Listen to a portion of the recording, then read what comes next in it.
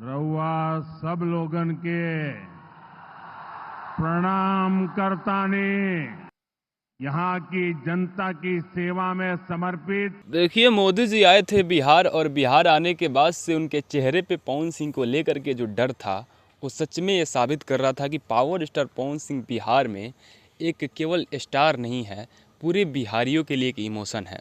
जी हाँ, क्योंकि नरेंद्र मोदी जी को ये बात भली भांति पता था कि जो काराकाट में हुआ था बीजेपी के साथ, वो पवन सिंह बिहार में अगर कहीं से चुनाव लड़ते हैं तो कहानी दोबारा रिपीट हो सकता है। जी हाँ, आपको पता होगा कि पावर स्टार पवन सिंह काराकाट से पहली बार चुनाव लड़े थे और पूरे भारत में वो सीट हॉट सीट बन गया था।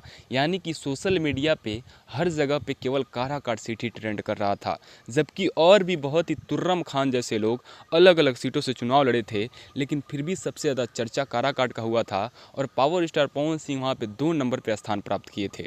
और केवल 2 नंबर पर स्थान इसलिए प्राप्त किए थे क्योंकि वहाँ पे बीजेपी भी चुनाव लड़ी थी और बीजेपी का ही vote power star Pawan Singh काट दिए थे और पावर स्टार पवन सिंह का जो वोट था वो बीजेपी काट दी थी। और इसी वजह से वहाँ से दोनों पार्टियां हार गई और किसी थर्ड पार्टी ने जगह बना लिया था।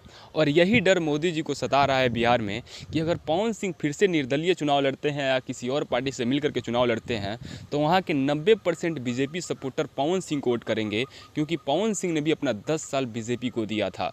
तो 10 साल का जो मेहनत है वो तो मिलेगा ही।